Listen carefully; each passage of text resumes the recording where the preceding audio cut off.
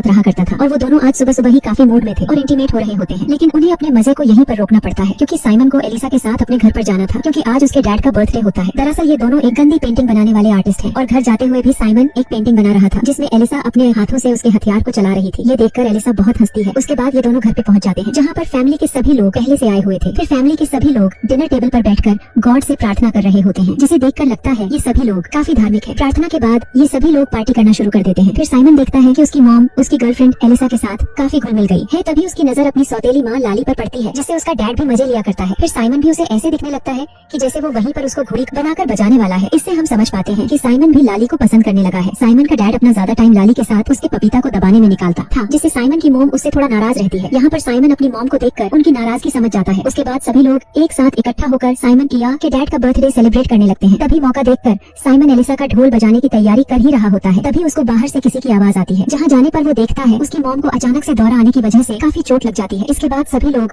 Simon की mom को होश में लाने की कोशिश कर रहे थे और ये सब देखकर सबसे ज्यादा चिंता साइमन के डैड को होती है क्योंकि शादी भले ही दो करी है मगर चिंता तो दोनों की है ना। और ऊपर से ये एक डॉक्टर है और साथ में एक गंदा आर्टिस्ट भी जिसके कुछ लक्षण साइमन के अंदर भी चले गए हैं। साइमन का डैड एक डॉक्टर था इसलिए वो उसकी मॉम को संभाल लेता है। इस हादसे के बाद पार्टी यहीं पर खत्म हो जाती है इसलिए साइमन एलिसा के साथ वापस जाने लगता है। साइमन अपनी मॉम को लेकर काफी परेशान था इसलिए एलिसा उसके साथ उसके अपार्टमेंट में रुक जाती है और रात भर ये दोनों खूब रोमांस करते हैं और जी भर के इंटीमेट होते हैं। अगले दिन साइमन अपनी सारी गंदी पेंटिंग्स को एलिसा के पास लेकर जाता है जहाँ पर वो दोनों अपनी गंदी पेंटिंग्स को किसी ऑक्शन में भेजने की तैयारी में लगे हुए थे। तभी वहाँ पे साइमन की मॉम आती है और वो उसे बताती है कि वो उसके डैड के साथ किसी वेकेशन पर जा रही है तो तुम्हें घर पर आकर उसके डैड के काम को संभालना पड़ेगा। साइमन भी समझ रहा था कि इस वीकेंड की वजह से उसके पेरेंट्स काफी करीब आ सकते हैं लेकिन इस चक्कर की याद में वो अपने औजार की पेंटिंग को ऑक्शन पे नहीं भेज पाता। अगले दिन साइमन अकेले ही अपने घर पे जाता है। घर पहुंचने के बाद साइमन के डैड उसे अपना सारा काम पे समझा देती है और उसके बाद साइमन के मॉम और डैड वीकेंड पर निकल जाते हैं। साइमन के मॉम डैड को वीकेंड पर जाता देख लाली कुछ खास खुश नहीं थी उनके जाने के बाद। शाम को साइमन एलिसा के साथ एक इवेंट में जाता है और वहाँ से वापस आकर अपना काम कंप्लीट करने के बाद वो अपने गार्डन में अपने कजन के साथ चिल कर रहा था। तभी वहाँ पर लाली आती है जो साइमन में काफी दिलचस्पी ले रही थी लेकिन लाली की बातों से साइमन हट हो जाता है और जब लाली किचन में कॉफी लेने के लिए आती है तो साइमन सारी कॉफी फेंक कर अपने रूम में चला जाता है। वही रात में वो कोई पेंटिंग बनाने की कोशिश कर रहा था लेकिन मूड खराब होने के कारण वो कुछ भी ड्राइंग नहीं कर पा रहा था। तभी वहाँ पर उसका कजन आता है। वो एक मीट के टुकड़े को लेकर अपने डॉग को दिखाकर उसे चिढ़ाने लगता है। डॉग के भौंकने की वजह से वहाँ पर काफी शोर हो रहा था इसलिए साइमन एक मीट का टुकड़ा अपने डॉग के पास फेंक कर उसे शांत करवाता है। अगली सुबह साइमन अपनी विंडो से देखता है कि लाली साइमन के डैड से काफी गुस्से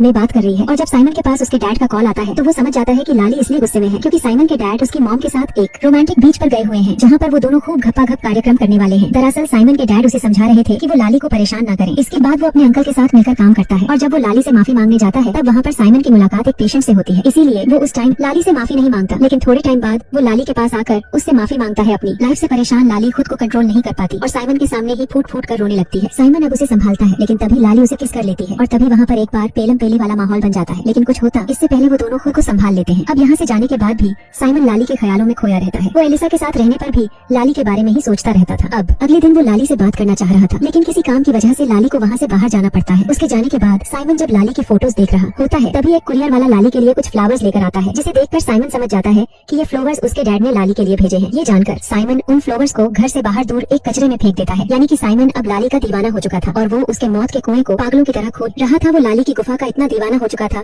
कि उसे यह भी पता नहीं चला कि जलीसा का अफेयर उसके कजन के साथ चल रहा है और वह साथ ही काफी मजे भी करने लगी थी। लेकिन साइमन को इस बात से कोई भी फर्क नहीं पड़ता क्योंकि साइमन के सिर पर बस लाली की गुफा का नशा चढ़ा हुआ था। अगले दिन जब लाली साइमन के घर से कोई सामान निकाल रही थी तब साइमन पीछे से उसकी दुकान देखकर बावला हो जाता है और वो सीधा लाली के कमरे में जाकर उसे पकड़कर जोरदार किस करता है और एक ही किस में लाली की लाल गुफा से पानी बाहर आ जाता है। फिर वो जल्दी से साइमन को अपने घर पर ले जाती है और वहाँ पर जाकर वो रात भर इंटीमेट होते हैं और यहाँ से इन दोनों का रिलेशन काफी अच्छा हो गया था। इसके बाद से ही अब साइमन के चेहरे पर भी एक अजीब सी स्माइल रहती है लेकिन जल्द ही उसे एहसास होता है कि उसने एलिसा के साथ गलत किया है। एक रात जब वो क्लब में एंजॉय कर रहे थे तब वो एलिसा को सब सच बता देता है कि वो लाली की लाल गुफा में नहा चुका है यानी कि मैं उसकी जम के बजा चुका हूँ। ये सुनकर एलिसा का साइमन पर से भरोसा उठ जाता है और वो क्लब से बाहर चली जाती है। इसके बाद साइमन निराश होकर लाली के अपार्टमेंट में जाता है और वहाँ जाकर वो उसके संतरों का खूब रस पीता है और उसकी गुफा की जी भर के खुदाई करता है। इसके बाद वो दोनों ड्रिंक्स करते हैं और एक दूसरे से खूब गंदी मजे वाली बातें भी करते हैं। फिर अगली सुबह साइमन देखता है कि उसके डैड वीकेंड से अब वापस आ चुके हैं तो वो वापस अपने रूम में जाकर कपड़े पहनकर वहाँ से निकल जाता है। लेकिन उसके डैड को लाली और उसके बारे में कुछ पता नहीं चलता क्योंकि लाली ने साइमन के डैड से पहले ही बता दिया था कि साइमन अभी ब्रेकअप से गुजर रहा है इसीलिए वह यहाँ उसके घर पर रहने के लिए आया था। अब अपने घर पर आकर साइमन का सर घूमने लगता है और वह काफी बुरा फील करता है इसलिए वो अपनी मॉम को कॉल करके उन्हें सारी बात बताने की कोशिश करता है। लेकिन उसी बीच साइमन की मॉम डैड के बीच लड़ाई चल रही थी, क्योंकि साइमन का डैड अपना सारा सामान लेकर लाली के घर पर शिफ्ट हो रहा था। इस लड़ाई में साइमन की मॉम अपना फोन तोड़ देती है और फिर जब साइमन उन्हें कॉल करने का कोशिश करता है तो उनका फोन ऑफ आता है। और जब साइमन की मॉम का कॉल नहीं लगता तो वो अपनी मॉम के घर पर आ जाता है, जहाँ पर उसकी मॉम उसे समझाती है कि उसे एलिसा के साथ अपना रिलेशन बनाए रखने के लिए एक और कोशिश करनी चाहिए। यह सुनकर साइमन सीधा वहाँ से निकलकर एलिसा के पास आता है। वो उसे मनाने की बहुत कोशिश करता है, लेकिन एलिसा का ट्रस्ट साइमन से उठ गया था, इसलिए वो उसकी एक भी बात नहीं मानती। इसलिए साइमन को पैनिक अटैक आने लगता है। वो किसी तरह से वापस अपने घर पर आता है और जब वो अपनी पेंटिंग को फेंक के लिए जा रहा था तब वो वहीं पर जमीन पर गिर के बेहोश हो जाता है। और जब साइमन की आंख खुलती है तो वो खुद को एक हॉस्पिटल में पाता है, जहाँ पर उसके डैड भी मौजूद थे। वो उसे समझाते हैं कि अगर एलिसा उसके साथ नहीं रहना चाहती तो वो उम्र भर उसके पीछे न पड़ा रहे, उसे अपनी लाइफ में आगे बढ़ना चाहिए। अपने डैड की बात मानकर साइमन एलिसा का पीछा छोड़ देता है और पूरी तरह ठीक होने के बाद वो अपने डैड के बुक लॉन्च शो में आ जाता है, जहाँ उसकी मुलाकात अपनी माँ से होती है, जो साइमन को पूरी तरह से ठीक देखकर काफी खुश होती है। मूवी के लास्ट में हम देखते हैं कि साइमन का पूरा परिवार फिर से एक बार इकट्ठा हुआ है, क्योंकि लाली को आज एक बेबी हुआ है। लाली जब उस बेबी को साइमन के हाथों में देता है तो साइमन बेबी को देखकर इस बात पर कंफ्यूज हो जाता है कि आखिरकार इस बेबी का बाप कौन, खुद या फिर उनके डैड। लेकिन साइमन को खुद पर यकीन होता है कि ये बेबी उनका है। दरअसल लाली को एक बेबी चाहिए था ताकि अपने पति के साथ रह सके, इसलिए जानबूझकर साइमन के साथ घप्पा घप किया। अब सारे लोग एंजॉय कर रहे होते हैं तो साइमन और उसकी मॉम दूर ही बैठे ये सब देख रहे होते हैं, क्योंकि